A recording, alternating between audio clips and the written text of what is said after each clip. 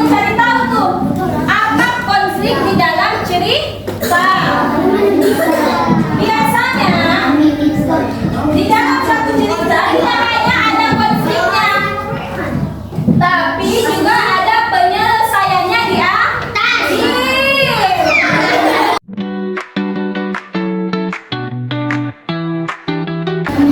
Ciri-ciri masalah dalam cerita.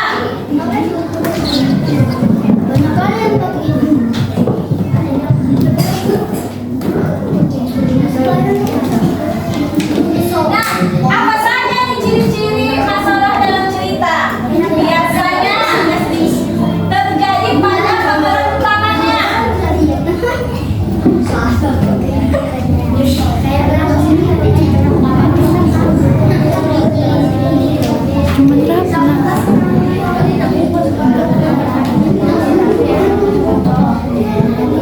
Ada yang tahu tokoh utama? Apa itu tokoh utama?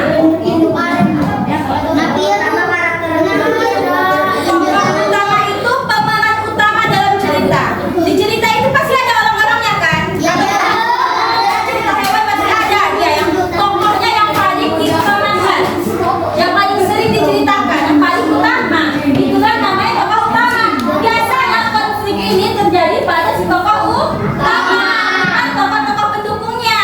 Karena itulah fokus cerita. Lalu, nah apa lagi ciri-cirinya? Menimbulkan perasaan tidak nyaman. Kalau sudah terkena masalah pasti bagaimana perasaan kita? Tidak nyaman. Seperti sedih atau marah. Nah, menjadi bagian paling penting.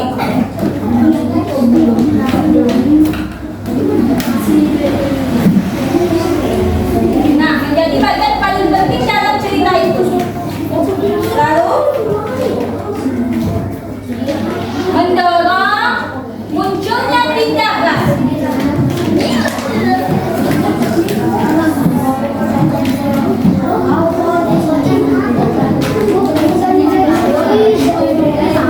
Nah, apa maksud dari mendorong munculnya tindakan ini?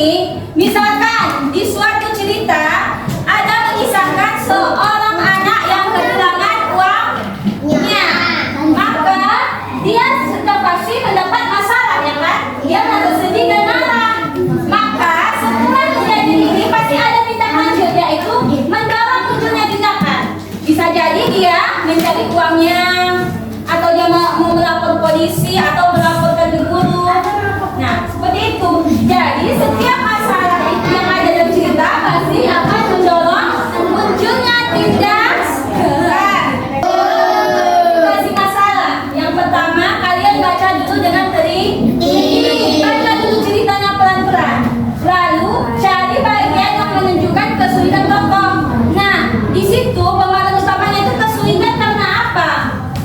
Nah, di sini itulah kalau kalian sudah menemukan kesulitan pada tokoh itu, itulah masalah yang dihadapinya, itulah masalah dalam cerita tadi. Lalu cari penyelesaiannya.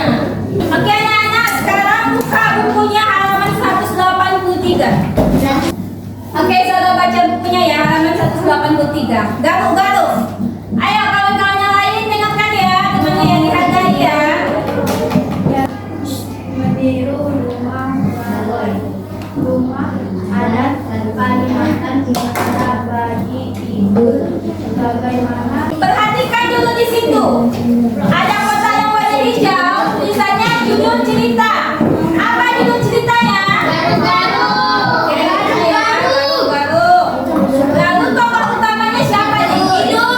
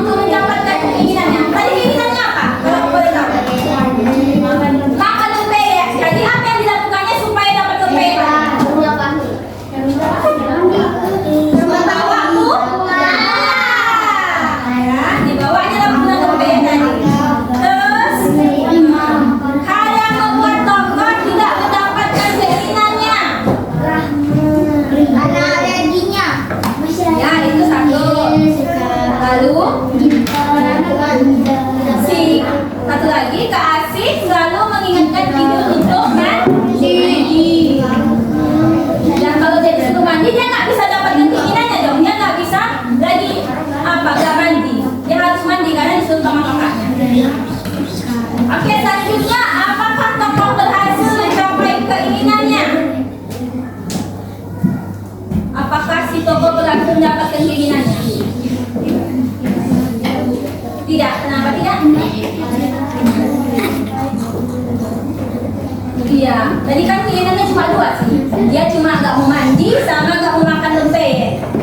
Nah, yang pertama keinginannya nggak tercapai tuh, nggak bisa makan lempeyek karena gatal-gatal. Yang kedua juga nggak bisa karena dia disuruh sama Kak Asi juga si dokter tadi ya supaya mandi.